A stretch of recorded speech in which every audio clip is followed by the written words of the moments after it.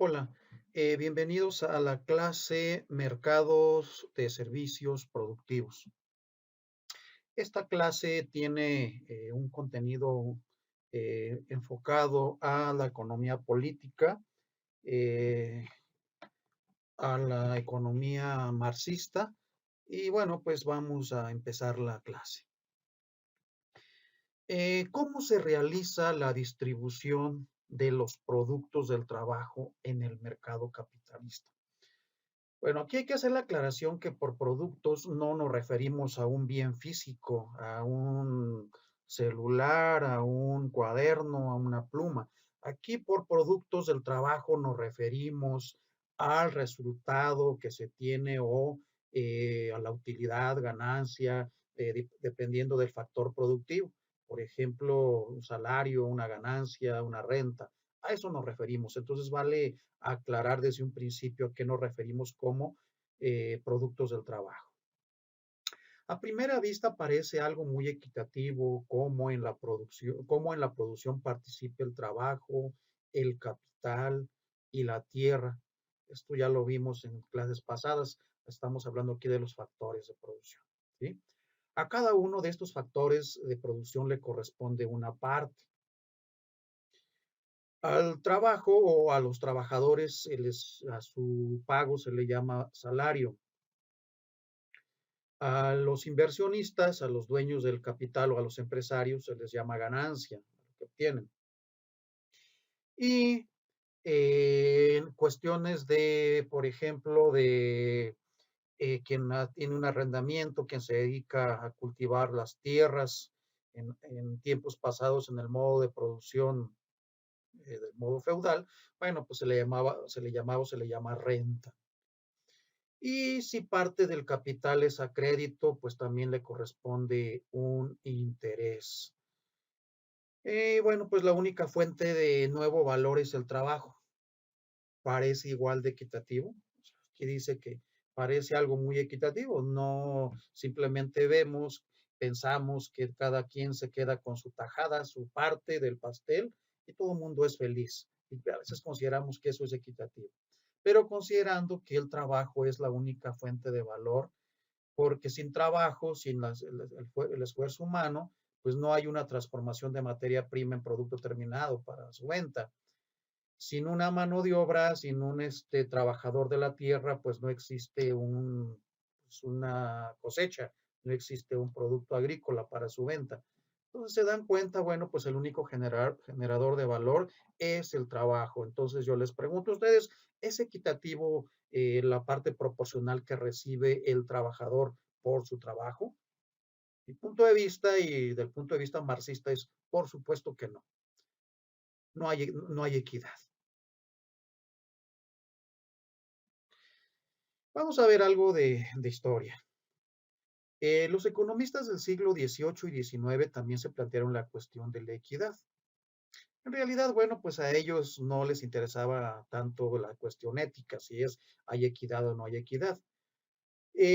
Más bien a ellos lo que les interesaba es el estudio de la equidad, pero desde el punto de vista de por qué se ocasionaban ciertas revueltas, por qué había problemas, por qué no se ponían de acuerdo los dueños de los medios de producción y el proletariado, como le llamaba Karl Marx. El trabajador el trabajador estaba sometido a jornadas de trabajo inhumanas y la retribución que le pagaban era la más baja posible. A veces se resistía y destruía las fábricas y era reprimido. O sea, en aquellas épocas se caracteriza porque había revueltas, había connotaciones de revoluciones entre los medios de producción, los dueños de los medios de producción y el proletariado. Por otra parte, el empresario, el terrateniente, el rentista de aquellos tiempos se enfrentaba constantemente intentando quedarse con la mayor parte del producto. Y la negociación no siempre era cordial. De hecho, dio lugar a algunas revoluciones, bueno, lo acabamos de mencionar. Fue al calor de esas luchas como surgió un salario y un salario mínimo legal, que hasta nuestra fecha existe, ¿verdad? Que permitía la retribución de la clase de los trabajadores, leyes y derechos que protegían al trabajador y al empresario, instituciones encargadas de vigilar su cumplimiento. Y bueno, pues estas instituciones de nuestro país, que es lo que nos importa mucho, hasta recientemente se ha considerado una cierta justicia para la clase trabajadora con el incremento de los salarios mínimos, e incluso se habla que pues el proyecto del actual gobierno es incrementar los salarios mínimos por encima de la inflación. Con el tiempo, con el tiempo hablamos de siglos, no hablamos de meses, de semanas, mucho menos. Las cosas se van olvidando e impera la costumbre, pero no siempre la distribución fue como hoy la conocemos. Entonces, en tiempos pasados, reitero, había desacuerdos, había incluso intentos de revueltas o revoluciones, ¿sí? Entre la clase trabajadora, entre los medios de producción. ¿Qué es el salario? Bueno, pues es la cantidad de dinero que recibes por el trabajo que realizas durante un cierto tiempo y en un lugar determinado. ¿Cómo se determina la cantidad de salario? Hay dos formas. Por un lado están las actividades simples y pues cada año pues es regulado por la Comisión Nacional de Salarios Mínimos, que fija ciertos montos de acuerdo a distintas actividades, clasificándolas por áreas geográficas, y la denomina salario mínimo general y tiene vigencia legal obligatoria, aunque sabemos bien que, bueno, pues a nadie les hace caso o nadie les hacía caso, y creo que hasta la fecha. Vayan ustedes al campo donde haya un jornalero, una persona que trabaje el campo, y les puedo asegurar que aún todavía en tiempos actuales, pues hay muchos patrones abusivos que todavía les pagan a sus trabajadores muy por abajo del salario mínimo. Y ya incluso aquí en la ciudad, en la capital, seguramente habrá negocios que emplean a personas mayores, que emplean a niños, o a menores de edad, mejor dicho, y que pues no les retribuyen ni siquiera con el salario mínimo. Entonces, eso era común, más común que antes, pero ahora todavía existe, se da este fenómeno. Dos, para actividades más complicadas, lo que se les llama las actividades profesionales, existen tabuladores que se fijan en base al precio imperante según la oferta y la demanda de esa actividad en particular.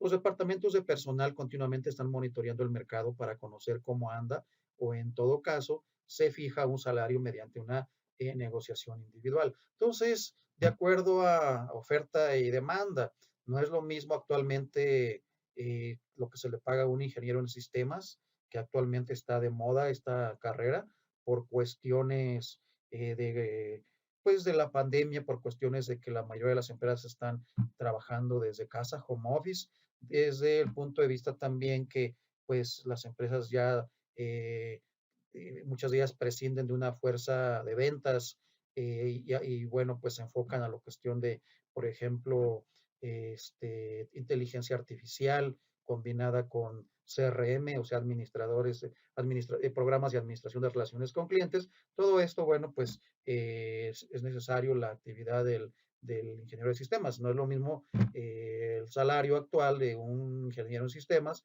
recién egresado con un licenciado en administración de empresas, que por cierto, pues es una carrera muy saturada y que abundan. ¿Por qué? Porque muchos de los estudiantes piensan que es sencilla y realmente es sencilla estudiarla.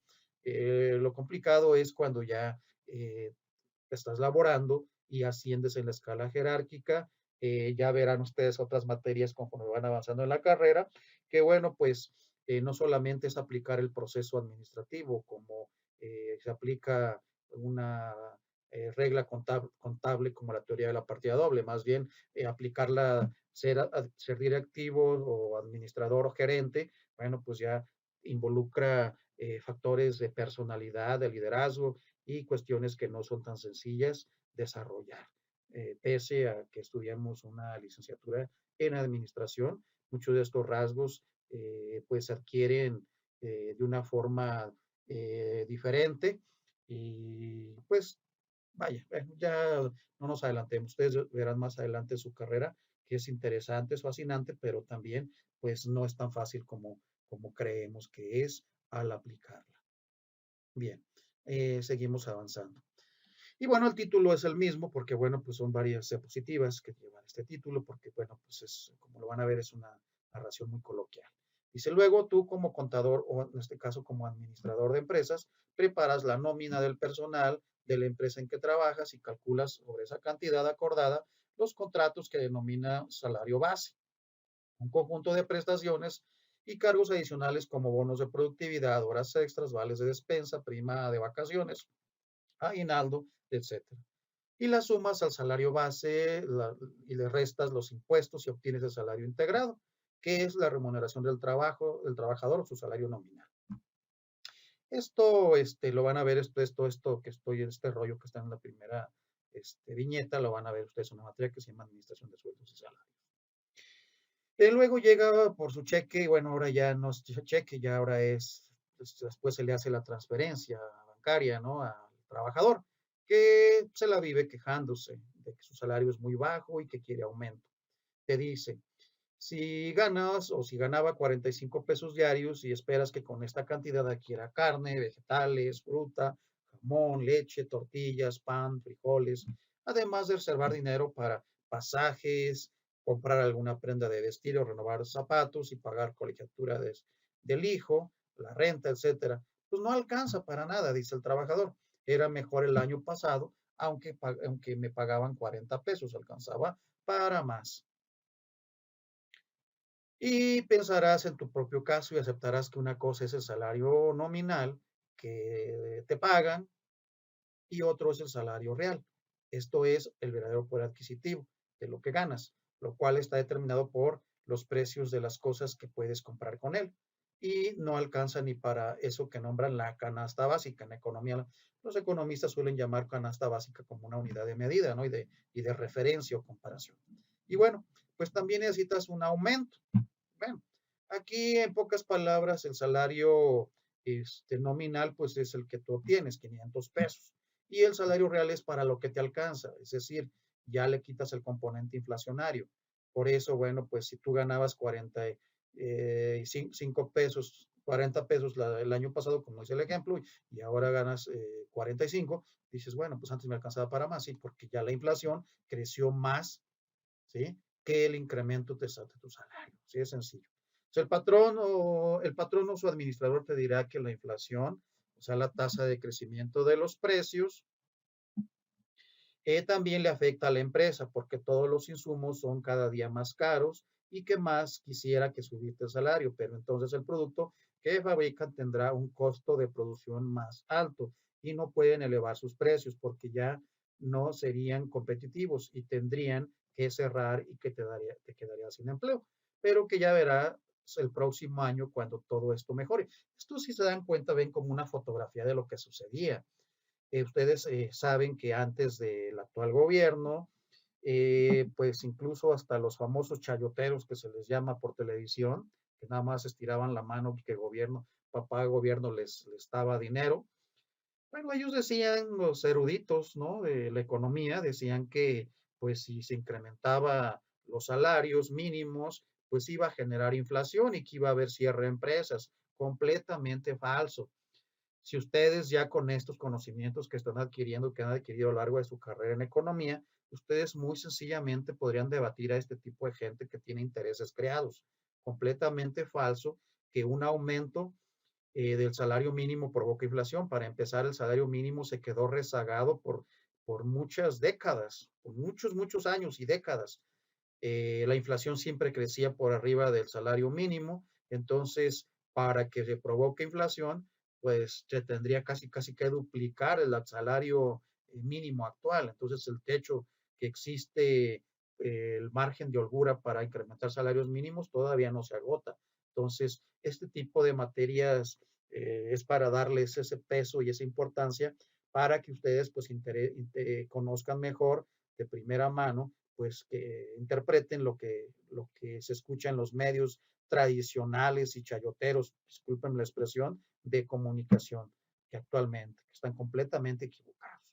Bueno, seguimos avanzando. Los sindicatos empezarán a presionar con que de todas formas quieren aumento, que van a hacer una huelga y que la emplazan para el día primero, ¿sí?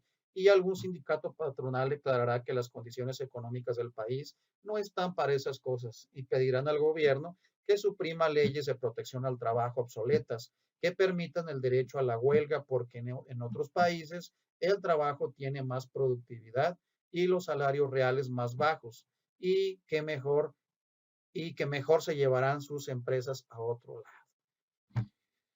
Ay, bueno, pues nada más con leerlo creo que pues es molesto, ¿verdad? Y que las amenazas actuales de los empresarios y bueno, antes de que llegara la 4T, es la cierre de empresas, la fuga de capitales y bueno, si se dan cuenta, no es tan simple, no es tan sencillo. Entonces, los gobiernos, los empresarios, perdón, tienen una plusvalía, lo que vamos a ver un poquito más adelante, una utilidad. Entonces, que no sean chillones, ¿verdad? Perdón la expresión, pero realmente nuestro país es un paraíso de donde ganan, se han vuelto millonarios, ricos, entonces todo lo que dicen es completamente falso.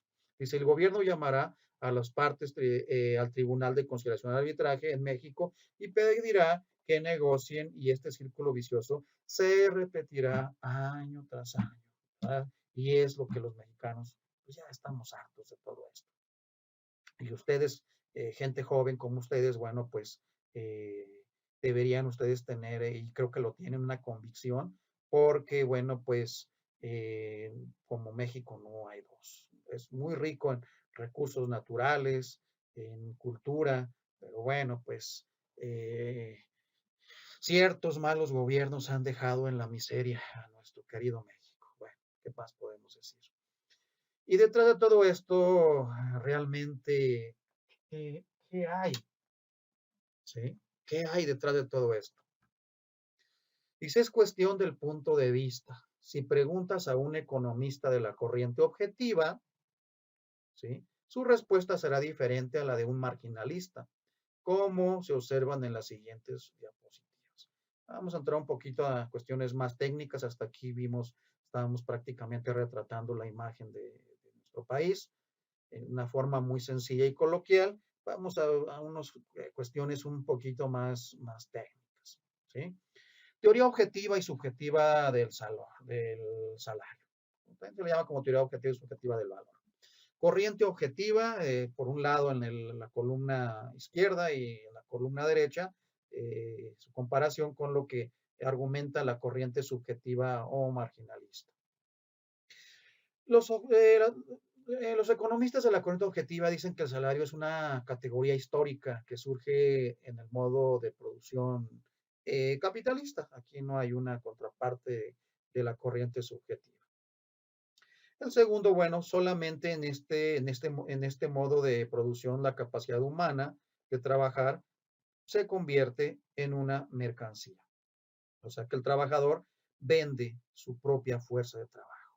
Y la corriente subjetiva marginalista dice que el trabajo no es una mercancía, sino es una virtud o una capacidad humana. Ya con estos dos ejemplos ustedes ven la gran diferencia entre dos enfoques. Es como si estuviéramos leyendo o viendo a los conservadores y a la 4T, ¿verdad? A lo que es PRI, PAN y Morena, ¿no? Casi, casi. Bueno. Dice, el salario no paga el trabajo que realiza el trabajador, sino el tiempo de trabajo social necesario para la reproducción del trabajador como clase. Esto sí ya es extremo lo que dice la corriente objetiva. Ustedes ya adoptarán su posición con cuál de las dos están a favor, ¿verdad? Y con cuál están en contra. Aquí lo que dice en pocas palabras es que la maquinaria, la empresa no debe de parar su producción. Que realmente cuando se agota un trabajador es como una máquina, como una maquinaria. Una máquina se vuelve obsoleta, se descompone, se arrumba, se vende, bueno, y se sustituye por otra. Entonces aquí lo que dice es que el salario simplemente debe pues de casi casi un salario de subsistencia para que el trabajador siga teniendo hijos, siga teniendo familia, que provean a los empresarios, a las empresas, a los dueños de producción de más mano de obra barata. Vean esta desfachatez y esto descaro, ¿no? Si el salario paga el producto marginal que genera el trabajo, qué diferente, ¿no? Yo siempre me he considerado como un economista marginalista, digo, de hecho es la corriente que más admiro y se los digo con anticipación. Ustedes, pues ahora sí que identifíquense con la que ustedes estén de acuerdo y coincidan con sus valores y principios. Aquí, bueno, sabemos qué es el producto marginal, ¿no? Sabemos que bueno, pues las empresas producen y siempre tienden a la eficiencia, eficientar sus recursos. Eso lo vimos en clases pasadas, que una empresa no contrata a un trabajador adicional cuando ese trabajo que se trata puede hacer un solo trabajador. O sea, el siguiente trabajador sería improductivo. Entonces, el salario de ese trabajador como producto marginal se refiere es que una persona que recibe su sueldo es por la aportación adicional que hace, ¿sí? Con el trabajo que él o ella realiza. Y ya creo que ejemplos ya los conocen ustedes. Tienen 5 trabajadores, te contratan a ti como sexto y a ti te van a pagar un salario. Bueno, por ese salario que te pagan es porque tú estás incrementando la producción de ese patrón, de esa empresa. Y por eso que tú estás produciendo adicional, el patrón recibe una ganancia, una utilidad, y a ti te pagan una mínima parte de esa utilidad que tú estás generando. Eso es lo que dicen los marginalistas. Ustedes dirán si están de acuerdo o en desacuerdo. La corriente objetiva dice que el tiempo de trabajo se divide en 2 partes. Tiempo de trabajo. 1. Tiempo de trabajo necesario para que el trabajador produzca su propia remuneración. O sea, básicamente es de que quieres trabajar, si vente, vas a trabajar 8 o 9 horas, pero bueno, pues eso va a ser para que tú te ganes un sueldo. Pero también hay un trabajo, tipo de trabajo excedente, en el cual se produce la ganancia capitalista. O sea que esas 8 o 10 horas que trabajes, pues la corriente objetiva tiende a decir, pues es lo estrictamente necesario para que tú saques para vivir y además le generes al patrón una ganancia. ¿Sí? ¿Qué dice la corriente subjetivo marginalista? Dice, se paga el total de su tiempo. La ganancia del capitalista nace de la productividad del capital. O sea que no se haga, ¿no? Aquí realmente el capitalista lo que recibe no tanto es por el tiempo del trabajador, sino que él invirtió una cantidad, ¿sí? Y sobre esa cantidad que invirtió hay un riesgo y sobre esa cantidad pues va su objetivo es tener una ganancia. Entonces, por ahí va su utilidad, por la ganancia del capital invertido. Y bueno, y los marxistas dicen por la explotación que hacen al proletariado, o sea, a la mano de obra. Entonces, simplemente nos quieren engañar diciendo que el tiempo y que, bueno, como lo dicen acá, la corriente objetiva. Bueno, seguimos. La corriente objetiva. El monto del salario real pagado es exactamente aquel que permite la reproducción física de la clase de los trabajadores y varía de acuerdo a las necesidades de crecimiento del capital. Esto es lo que se conoce como la ley de bronce de los salarios. Bueno, pues esto básicamente se refiere a que esta corriente de la teoría objetiva decía que no se podía incrementar el salario, ¿sí? Incluso que el salario natural, en forma natural, iba decreciendo. Y ellos le atribuían que porque si se les pagaba a los trabajadores un salario superior, ¿sí? Estos iban a procrear más hijos, o sea, se iba a incrementar la población. Y que al incrementarse la población, pues iba a haber mucha mano de obra y mucho desempleo. Entonces se dan cuenta, siempre tras las cortinas, siempre engañando esta corriente, porque bueno, pues querían vender la idea de que no les convenía a los trabajadores ganar un sueldo digno, porque bueno, pues iban a mayor sueldo, mayor cantidad de hijos, mayor cantidad de hijos, menos trabajo, más desempleo. Entonces, bueno, pues eso es lo que atribuyen. Eso se le conoce como la ley de bronce de los salarios. ¿Sí? ¿Qué dice la corriente subjetivo marginalista? Dice que el monto del salario real pagado se determina entre la productividad marginal del trabajo y su costo marginal. la cantidad de trabajadores contratados, o sea, el nivel de empleo por el crecimiento del capital. O sea, en pocas palabras, y ustedes ya manejan muy bien estos términos, saben que productividad marginal del trabajo es la producción adicional que, valga la redundancia, produce un trabajador finalmente contratado, o sea, el último trabajador contratado, cuánto es lo que está produciendo.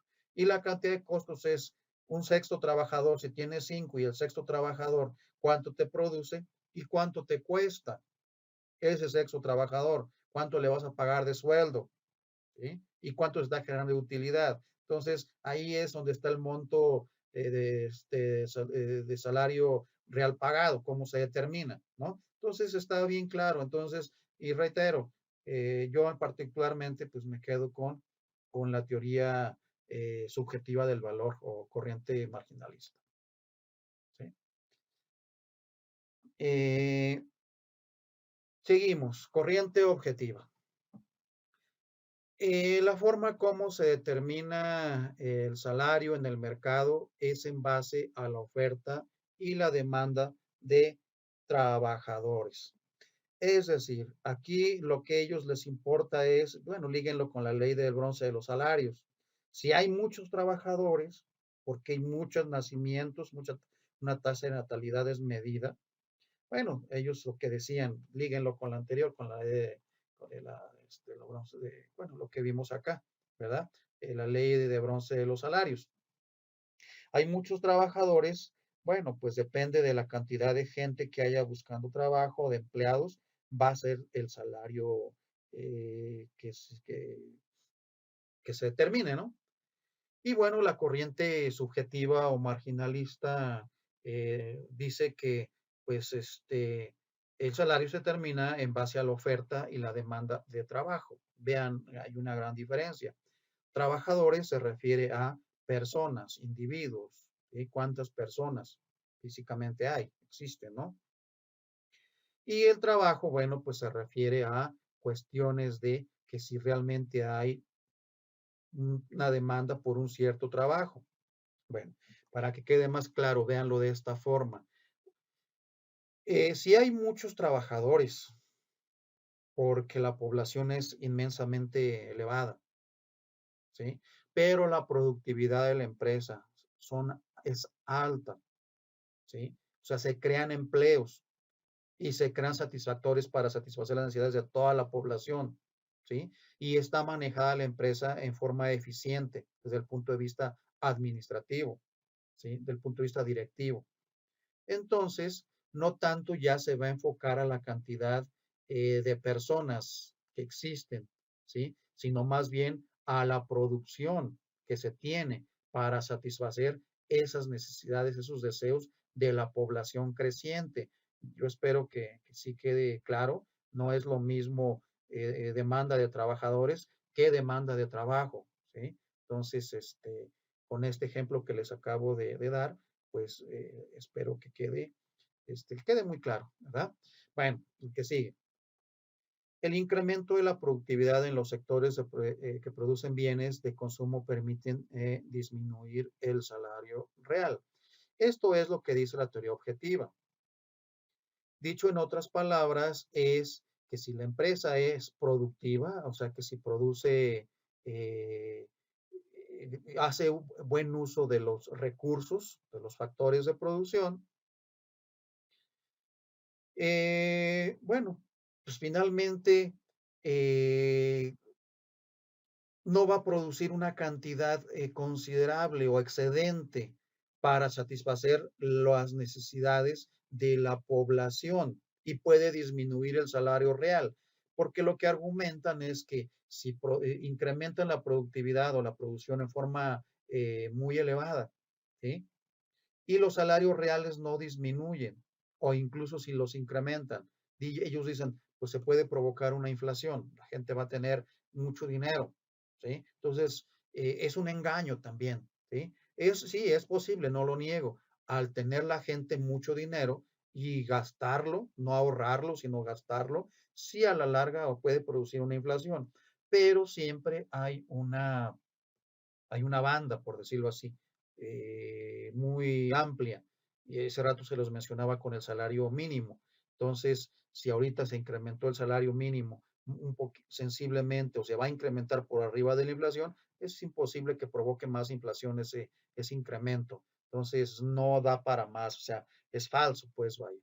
Si ahora, si duplican el salario mínimo y si está 50% por arriba de la inflación, bueno, entonces ahí no diría nada, ¿sí? Entonces, pues no nos dejemos pues engañar por quien quiere hacerlo, ¿sí?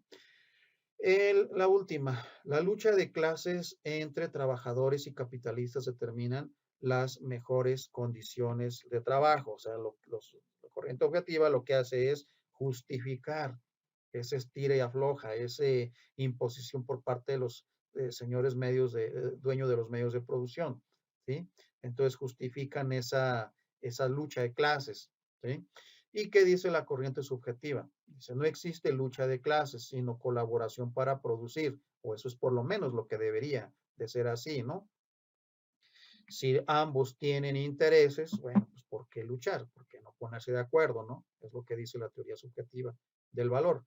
La única forma de mejorar el trabajo es elevando, ¿sí?, su productividad, ¿sí? Y no necesariamente elevando la productividad con la intención que tiene la corriente objetiva, ¿no? Que parece que estoy escuchando a la gente del PRI y del PAN, ¿no? Con todo respeto, ¿no? Incrementar la productividad para disminuir los salarios reales, ¿no?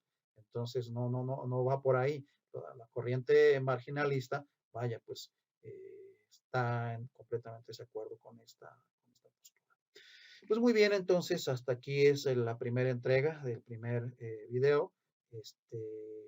Hay comentarios, dudas, bueno, pues ya lo vemos en la clase del domingo y bueno, pues entonces estamos eh, en la próxima entrega, ¿no? De la segunda parte de este tema. Bueno, pues muchas gracias. Hola, bienvenidos a la segunda parte del video relacionado con la unidad titulada Mercado de Servicios de Productos. Bueno, si ya vimos entonces la teoría objetiva y subjetiva de la ganancia en relación al salario o al producto del trabajo, entonces en esta parte del video vamos a ver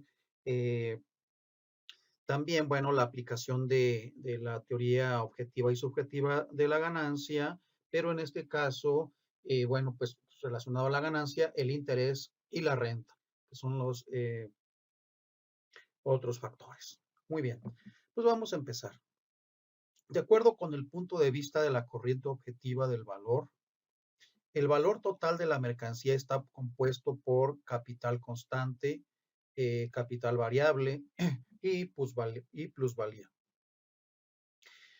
Bueno, vamos a interpretar esto. ¿Qué significa valor total de la mercancía? Bueno, pues el valor total del producto que fabrica la empresa para la comercialización. ¿Qué es el capital constante? Bueno, el capital constante es aquel capital invertido en edificios, en terrenos, naves industriales, etcétera.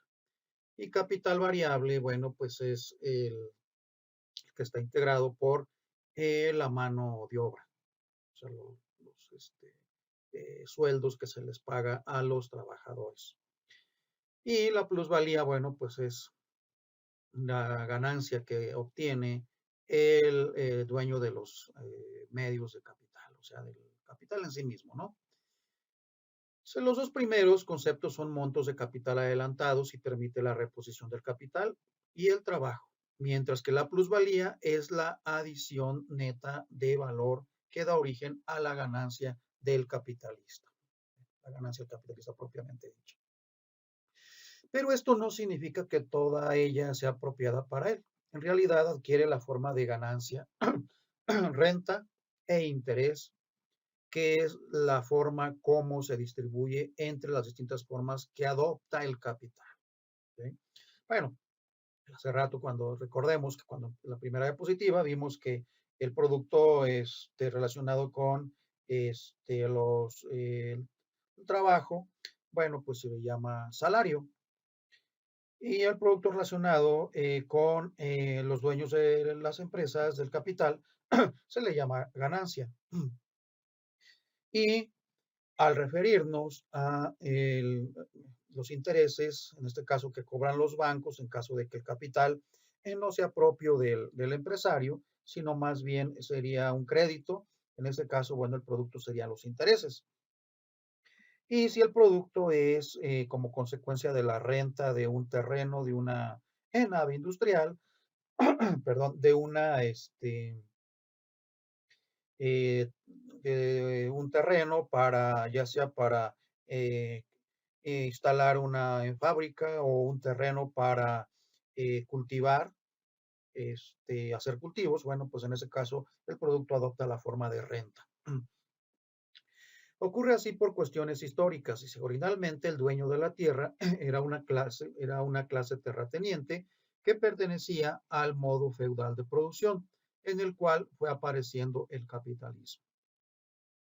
Bueno, no, esta no es una clase de modos de producción, pero bueno, pues bien sabemos que el capitalismo evolucionó, ¿sí? Entonces, pues a partir de hace muchos años, pues ocurrió lo que se le conoce como el mercantilismo, posteriormente el feudalismo, los fisiócratas, posteriormente el capitalismo, y el capitalismo está evolucionando a lo que se conoce como el neoliberalismo, y bueno, pues es una evolución de los sistemas de producción. Muy bien, seguimos avanzando. El prestamista también era una clase especial que se desarrolló en modos de producción previos al capitalismo. Ambas clases reclamaban una parte del producto al naciente empresario por su participación en la producción. Cuando prestamista ahora son sinónimo de ahora de los banqueros, que cobran por prestar dinero o capital. El desarrollo del capitalismo, si bien destruye esas clases sociales, las reconstituye bajo la forma de capitalista. Y en ese sentido es como continúan participando en la producción y en la distribución. O sea, claramente, ¿no? Lo mencionamos, ¿no? Que el prestamista ahora ya no se le llama tal cual, y ahora se le llama de una forma más elegante, el banquero, ¿no? El dueño de la tierra reclama una renta debido simplemente a que tiene la propiedad de la tierra, que participa en la producción. Renta absoluta porque sus tierras tienen una mayor fertilidad. O sea, renta absoluta es cuando pues se cobra una renta por lo que les mencionaba hace un rato, para instalar un edificio, una nave industrial, un centro comercial. Y la renta diferencial, bueno, cuando ese terreno se emplea para los cultivos, para la siembra, ¿no? Que permiten que el trabajo aplicado en ella sea más productiva, como dice la teoría subjetiva del valor, perdón, la teoría objetiva del valor. O dicho de otra forma, porque tiene una productividad marginal decreciente, como señalan los marginalistas.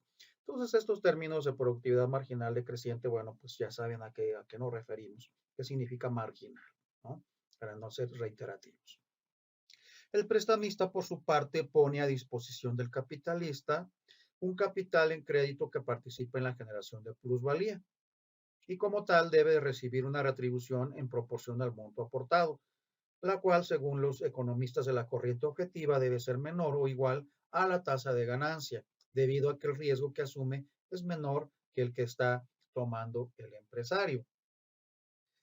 No es lo mismo que el capitalista, bueno, el prestamista, ahora llámese banco, como les mencionaba en forma más elegante, bueno, haga un préstamo, que bueno, pues el riesgo en realidad es inferior, aunque también hay riesgo también de que el empresario no pague, pero bueno, pues ahí lo paga con el embargo, ¿no? En caso de que quiera cometer algún delito, ¿no? Pero el empresario, pues si no se le vende sus productos, ¿a quién va a embargar? ¿A quién va a demandar? ¿A dónde va a aplicar las leyes, no? ¿Al consumidor por no comprarle? Pues por supuesto que no. Entonces, esto significa que existe un mayor riesgo. O dicho según el punto de vista marginalista, como cualquier otro capital, tiene una productividad marginal que debe ser retribuida, o sea, el dueño de la empresa, ¿no? La plusvalía total generará en la producción capitalista, generará en la producción capitalista, se tiene que repartir entre el capital total de acuerdo a la producción en que participa cada una de esas formas de capital en la producción de plusvalía y en consecuencia reclama su parte bajo la forma de renta o interés. La plusvalía total, valor total de la mercancía. Entonces, ¿cómo se integra el valor total de una mercancía? Bueno, por un lado está el capital constante, ¿sí? Se le conoce como fondo de reposición del capital. Y bueno, ya mencionamos que el capital constante es pues esa parte de la mercancía por hacer uso de, pues, de una nave industrial que si se renta, no es propia, bueno, pues hay una renta ahí, ¿verdad? Pero bueno, hay un capital constante ahí, hay una inversión constante, se le llama a términos contables como capital de trabajo, ¿no? Por un lado. Por otro lado está el capital variable, que son el fondo social de salarios, o sea, los salarios que se pagan. ¿Por qué es variable? Bueno, pues simple y sencillamente porque el constante, bueno, pues hay una inversión ahí, que bueno, existe a la larga, puede existir una depreciación, una disminución del valor, pero bueno, pues en términos generales es constante. Y el capital variable, pues depende de la cantidad de trabajadores que se estén empleando, empleados, ¿no?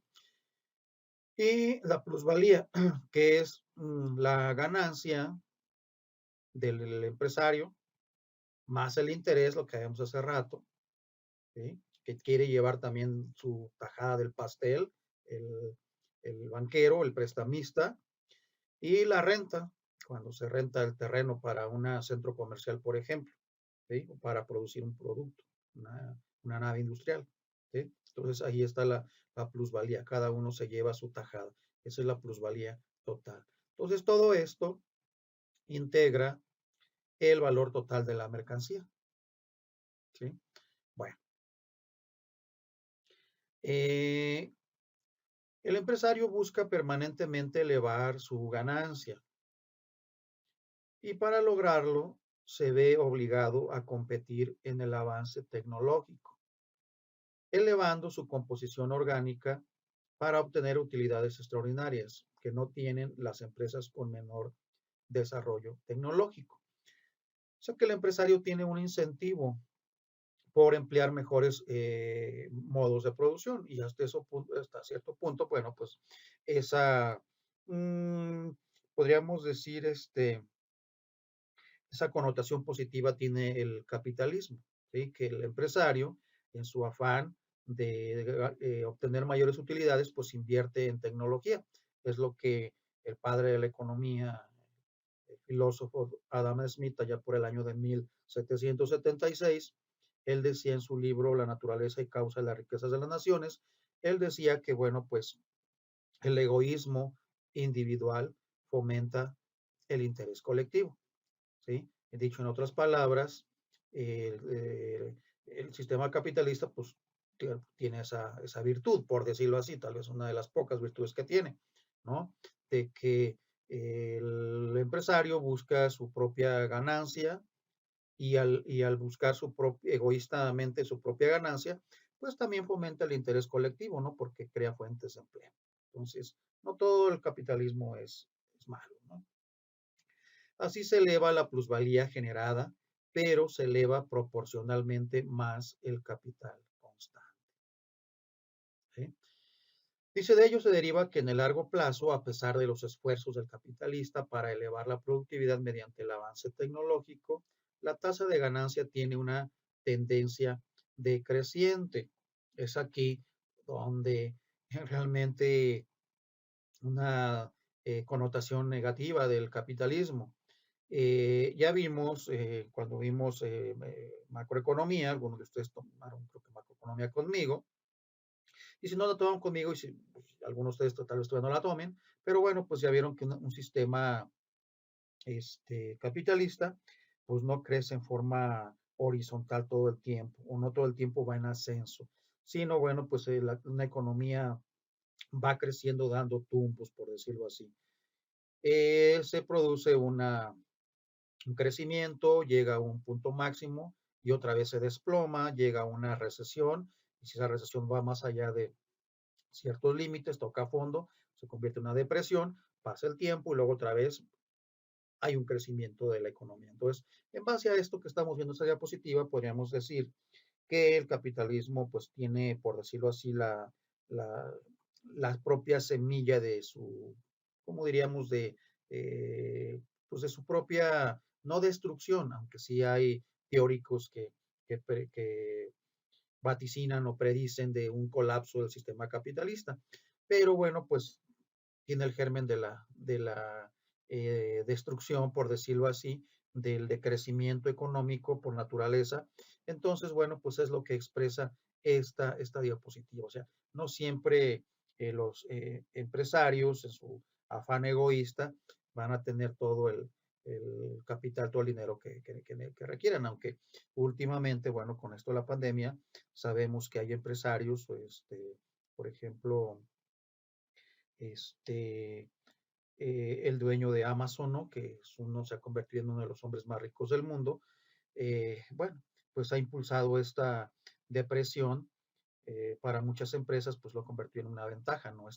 Más bien esta recesión, tendiendo a depresión, lo ha convertido en una potencia de esta empresa.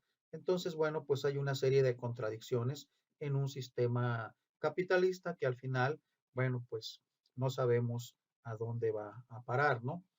Antes se decía que, pues, en forma natural se tendía al socialismo, o sea que los trabajadores eran los dueños de los medios de producción y que posteriormente un sistema más avanzado pues era el comunismo. Vimos que ya el comunismo, bueno, pues básicamente ya fue un fracaso, ¿no? Tanto por ejemplo en Rusia, ¿no? Se desplomó el sistema comunista y un sistema que, bueno, pues más podríamos prever, pues es un sistema, una economía mixta, ¿no? Tal como China, ¿no? Que China es una economía mixta que, bueno, pues tiene medios de producción controlados por el Estado, pero también tiene un libre mercado. Y bueno, pues es una de las economías de mayor crecimiento en la actualidad y que, bueno, se prevé que se convierta en el líder mundial de la economía global. Entonces, bueno, pues ya el tiempo lo dirá, pero bueno, pues estas clases ojalá y a ustedes les interese. Y bueno, pues hasta aquí, este, pues es todo lo que vamos a ver en esta unidad temática. Bueno, pues muchas gracias.